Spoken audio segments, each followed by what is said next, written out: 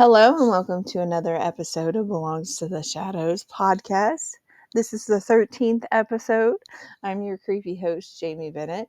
I apologize for not having an episode last week, but we've been dealing with doctor's appointments and all that jazz.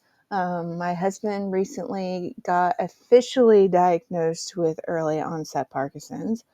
He has a great sense of humor and he seems to be doing well with his medication. So we're just going to take it day by day. And right now, things are in the positive, like things are hopeful. So we're just going to go with that. As always, listener viewer discretion is strongly advised. I'm going to put where credit is due. I'm going to give you all the important links where I got this information and other interesting links down below. So if you want to check them out, there you go. Also, I'm running for the face of Halloween. Makes sense, right? Host of Belongs to the Shadows is running for the face of Halloween. I don't ever expect to win that contest, but you get a free daily vote, and if I can get 20 people to vote for me daily and use their free daily vote, I have a chance. And you won't ever have a chance if you don't run. If you don't run in the contest, that's how I look at it. Also, if you want to donate for votes, it does go for a really good cause. It goes for the Starlight Children's Foundation, which helps children who are receiving treatment in the hospitals. It gives them entertainment and activities to do while they are receiving treatment. That's extremely, extremely, extremely important. My daughter was in the Children's Hospital NICU from birth to almost 5 months of her life. She had something called chylothorax. So, anything that they can do for the children while they're receiving treatment in the hospital is very, very close to my heart. March of Dimes is what helped us out when we were in the when my daughter I can't talk when my daughter was in the NICU and when she was receiving treatment there. March of Dimes is what helped us. So the Starlight Children's Foundation is extremely important and very, very close to my heart. So, like, even if you don't want to donate for votes on this contest, but you do want to donate to the Starlight Children's Foundation, I will put the link below so that you all can do that. It's a really, really, really important cause. And like I said, it's extremely, extremely close to my heart. So, yeah. I will also put the March of Dimes link below. Why not? March of Dimes is what helped us out a lot, and it's very important. It helped us be able to go see our daughter while she was in the NICU receiving care. We lived 2.5 hours away from my daughter and didn't have the gas money to get there on a regular basis. So March of Dimes really, really helped us out with that. They gave us a gas card every 2 weeks. So it at least helped with that much of the gas so that we could go and see her every week. And that was very, very important for the healing process. So yeah, there you have it. Look for all the important links below. And without further ado, I'm going to be talking about the haunted, creepy history behind nursery rhymes. Yes, the creepy history behind nursery rhymes. I think I've talked about something similar to this on one of my Belongs to the Shadows shows, but I wanted to dive deeper into this topic and talk more about it. So here we go. As always, if I have not said this already, viewer listener discretion is strongly advised. So, a lot of times I go on to Google or Wikipedia to find out a lot of this information, and then they always have the AI summary now whenever you look anything up. So that's where I get a lot of my information. And here we go with this word again, organic. I like it to be organic. So I'm looking at this information for pretty much the first time. I've skimmed over it. I cheated a little bit, skimmed over it before I started recording. But I'm looking at this for the first time as I'm talking to you all, speaking with you all, telling you about this.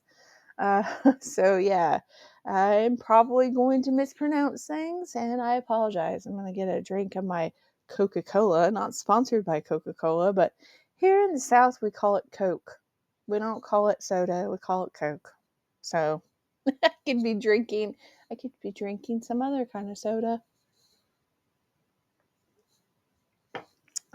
But if Coca-Cola wants to sponsor me, I am very open to that. I'm a huge fan of your product. I have drank Coca-Cola since I was a little kid. Probably too young to be drinking Coca-Cola. So yeah, huge fan. If anybody is interested in sponsoring this podcast, that would be awesome. And I also am going to put my PayPal link below. Tips are never expected. I just do this because I am passionate about this.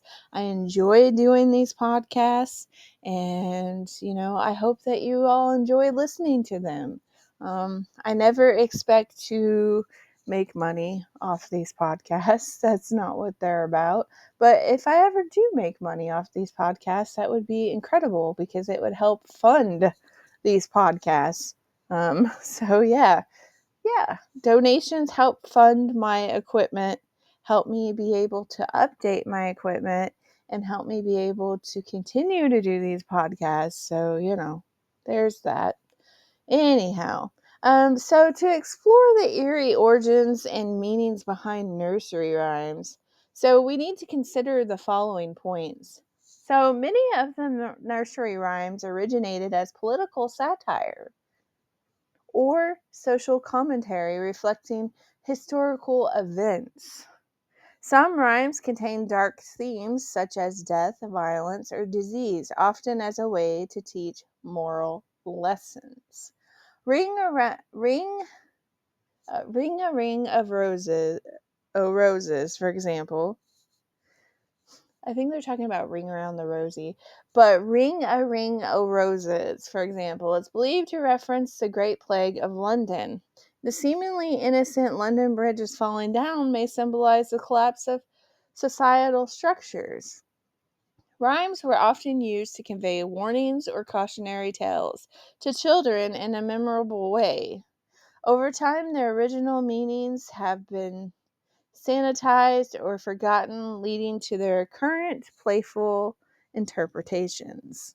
So I've always known that nursery rhymes, a lot of them are creepy. They're very creepy. And a lot of our like children's stories from the same time era are creepy. Like you dive deep into some of these children's books and these children's stories from, that time era. It's creepy. It is really, really, really creepy. And it's kind of like we wouldn't consider it a children's story now. Nowadays we wouldn't, but who knows? You know, Society has been warped for a very long time. And I hate to say that, but it's true. Like, society has been warped for a very long time. I know people who laugh at horror films. If that tells you anything, they laugh at horror films because we've been so desensitized by like what's on the news and by what's happening in the world, and that's really sad. That is really, really sad, that it has come to that for a lot of people. They've been so desensitized that things are no longer a shock to their system. There is no longer, any oh my gosh moments because we have been desensitized. So I'm going to dive into 17 dark and creepy meanings behind our favorite nursery rhymes. And lullabies, because, lullabies too, we have to include that. I hate these pop-ups on, I hate that there's always pop-ups. But let me see who posted this. This comes from cafemom.com, parenting, meaning nursery rhymes, lullabies. Um, I It was published on December 3rd of 2023, and I believe Devin McGinnis is the author of this particular article. So we have to give credit where credit is due. So, she says in this article, it seems intuitive we bring home a new baby, and as we're awake with them in the middle of the night, we quietly sing lullabies, hoping it will ease the little one into sleep. We continue this routine as the child gets older. So, lullabies are one of the most common things in our lives that it doesn't take too long for our kids to start sing along with us. And as the kids get older, we add nursery rhymes into the mix. The first stories they hear, and likely some of the first ones they read. So, it's a part of very, very, very many children's childhoods. And not surprising, they become the same in our kids' lives. And probably, well, it's been a part of a lot of our childhoods. And so, a lot of times we pass it on to our kids. So then it becomes a big part of our kids' lives, and so on and so forth. And probably their kids' lives as the years goes on, and their universal stories in childhood. But have parents stopped to think about where these stories and lullabies originated? I have, but I host a haunted history show. So yeah, I dive into these things. I think of weird topics. A lot of times I'm like, what should I talk about on the next Belongs to the Shadows podcast? And I'll talk to my husband about it. And I'm like, did they really make glue out of horses' hooves? So that might be a topic on one of the next episode of Belongs to the Shadows. Like, these old wives' tales and which ones are true and which ones are not. Which ones did they tell us just to, creep us out, I guess. Most of the nursery rhyme lyrics and songs we know have been around for centuries. Even though the melody might be relaxing and the lyrics catchy, there are some creepy and dark nursery rhyme meanings behind them that we didn't expect. Here we go round the mulberry bush. Going around the mulberry bush on a frosty morning sounds pretty calm and innocent. But there's more to the story than it seems. According to a historian, the song is said to have originated with prisoners, specifically female prisoners who would exercise around a mulberry tree at the jail where they were held. Baba Black Sheep. Seems innocent enough, right? Baba Black Sheep isn't the happiest of lullabies, but for some reason it's been around forever. Apparently there's no real consensus over what it means, but there are a few theories. It's either about medieval wool taxes that began in 1275, or it's connected to the slave trade of the southern United States. Neither really is kid friendly. It's not something you want to tell your kids at bedtime or at all. Humpty Dumpty. Now, when I was a kid, I always thought that this one was disturbing. I'm like, poor Humpty. So yeah, even as a kid, I knew that this one just was disturbing and creepy. We all know that Humpty Dumpty sat on a wall and somehow lost his balance and had a great fall. It's one of the first nursery rhymes we learn, and it seems to date back to the year 1797.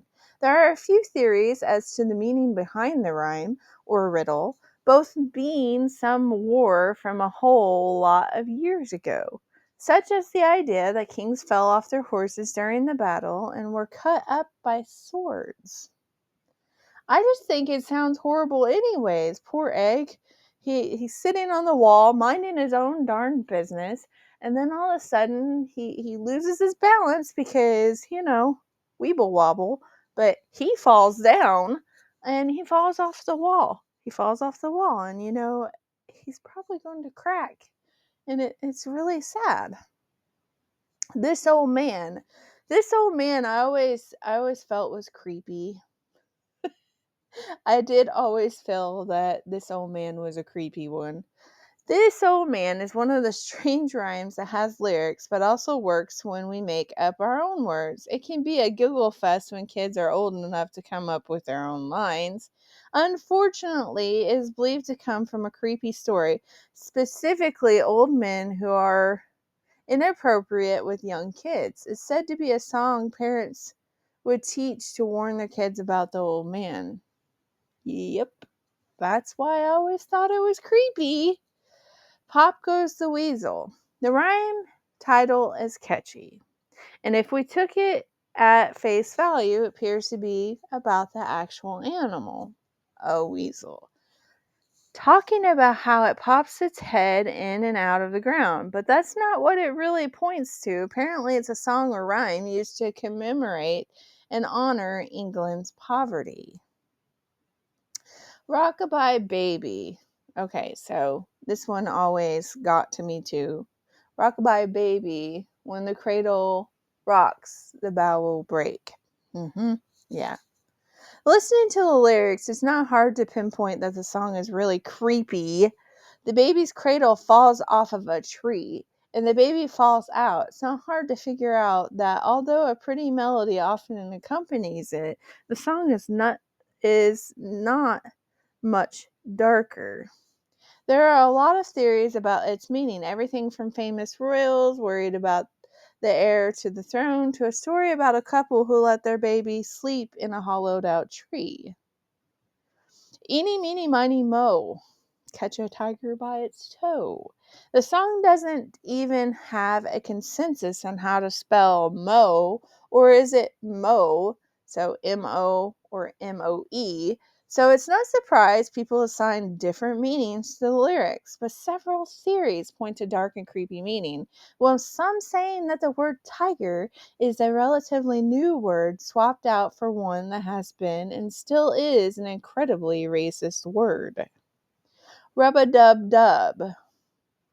It's a cute rhyme about a butcher, a baker, and a candlestick maker, but it's more than what it seems. Yep, more than what it seems. According to some, the maid is the one who was in the tub, and it references a really old school peep show where men would pay to see women bathe in a tub. Others think this is to mean the butcher, baker, and candlestick maker were spying on a woman bathing in a tub without her consent. Both options are very, very creepy. So, I live in Georgia.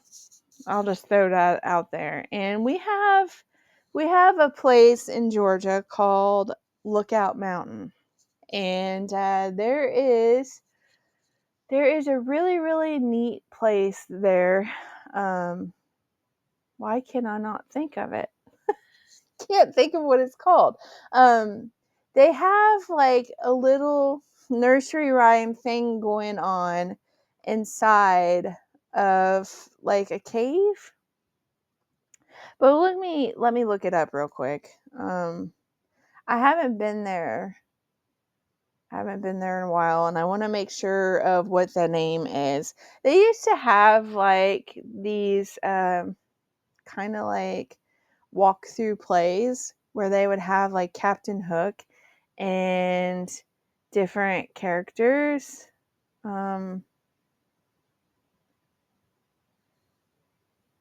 So yeah, we have like Ruby Falls at Lookout Mountains, and we have that place that I'm trying to tell you about.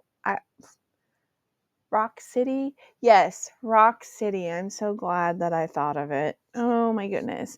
I don't know why I could not think of what it was called to save my life. Rock City is really, really neat. So if you're ever in the Chattanooga area, some of Lookout Falls does cross over to Georgia, but we went to Rock City and Ruby Falls way back before we even moved to Georgia, and we fell in love with it. So we decided to move to the Georgia area. And Rock City, what it has is it's got like Jack and the Beanstalk. It's got like they worked really hard on it, and it's really, really cool. And it's got black light paint on all of the like sculptures and stuff that they have inside this cave. And what it is you walk along a path and you look in these windows that they have, and they've got different nursery rhyme scenes and different story book scenes. And it's really, really cool, and it is really worth seeing. They used to have fairy tale nights there. Like I said, they would have like Jack and the Beanstalk. They would have like, the different characters. They had Snow White there. They had Cinderella there. We used to take my daughter there um, when they would have it. Like she had been 2 or 3 times, I believe. And then COVID hit and they didn't have it anymore, which makes me sad. I haven't checked in a long while to see if they have it anymore, but we really, really enjoyed it when they had, fairy tale nights. It was a lot of fun, and we really, really enjoyed it. Getting a drink in my soda. Alrighty. So to continue on, yeah, I called it soda instead of Coca-Cola. I call it soda sometimes, and other people call it pop. It's the great debate, soda or pop. Anyhow, I digress. Let's move on. Okay, so the next nursery rhyme that I'm going to be talking about is, if I can find my place, my computer did something crazy. Jack and Jill. I always thought that this nursery rhyme was disturbing. The story about Jack and Jill, who we've always assumed are siblings tumbling down a hill after trying to get a bucket of water, seems innocent enough, right? Yes. Jack fell and cracked his head, but that seems like it could happen, and maybe too many parents were worried about it, so this is their cautionary tale. Well, there's one creepy meaning that points to Jack and Jill being secret lovers, not related, where Jack dying after falling and Jill dying during childbirth after secretly getting pregnant. That's disturbing. Ladybird. Ladybird seems like a sweet and innocent song about ladybirds, the English word for ladybugs, landing on someone who encourages them to fly home, but in some origin stories of the song, it has a much darker meaning, of course. One theory believes the song might be about Catholics from way back in the 1600s who were burnt at the stake if they were found saying Mass in Protestant England. Lucy Locket. The rhyme is really short and one that's not as popular in the United States as some of the others on the list. I've never heard of Lucy Locket. The lyrics go, Lucy Locket lost her pocket, Kitty Fisher found it. Nothing in it but the binding round it. But what does that mean? It's not about a locket that a cat found. Instead, it's referencing Catherine Marla Kitty Fisher, a famous courtesan from the 18th century. Lucy, a barmaid, lost her pocket, which was code for John back in the day. Ring around the rosy. Ring around the rosy. This is the one and the reason why I thought to do this podcast on this topic. This is another rhyme that has two versions, whether they're ringing around the rosy or ringing around the ringing around the rose or ringing around the rosy, and both seem to point to the same meaning. No, it's not roses, as one might think. It's a whole lot more morbid than that. Since the mid 20th century, people have said that the song is about the plague that took hold in England in 1665, but that might not be the original meaning behind the song, which dates back in 1881. Theories of its meaning include a game for children and a pagan rite. Three Blind Mice dates back to 1609, and that points to the first clue that the nursery rhyme isn't actually about three mice who are blind. This points all the way back to the Queen Mary the First, and the blind mice were Protestant loyalists accused of plotting against her. They were apparently burned at the stake, and that's not a fun song to repeat to kids. Old Mother Hubbard. Old Mother Hubbard is a weird rhyme to begin with. At word value, it seems to be about a mom who has a dog that died because she had nothing to feed it. And then she came back home and found him laughing. It's bananas and feels like it would have been written by a toddler. But it seems Hubbard was never a mother and wasn't a woman either. Some say it's a rhyme used to poke fun at Cardinal Thomas Wolsey, who refused to give England's King Henry an annulment in the 16th century. Wow. Goosey Goosey Gander. It feels impossible to take this rhyme seriously. With a title like Goosey Goosey, it has to be written only for kids, right? You would think so. Although the name makes us giggle and we feel silly saying it out loud, the actual meaning behind it is way darker, of course, than we would have ever imagined. Its meaning points to religious persecution in England, where Catholic priests weren't allowed to say their prayers in Latin anywhere, even when by themselves. So here we get to the next one. London Bridge is falling down. We've never known what a bridge in London falling down has to do with a fair lady or why she was involved in the rhyme to begin with. But that might have been our first clue that the song isn't what it appears. It's creepy on its own, being about a bridge crumbling, but other sources say it's derived from a real-life Viking attack in the early 1000s. Mary, Mary, quite contrary. How does your garden grow? This is another rhyme that seems super innocent at first glance. It sounds like a gardening advice about how gardens grow and the need for silver bells and cockle shells.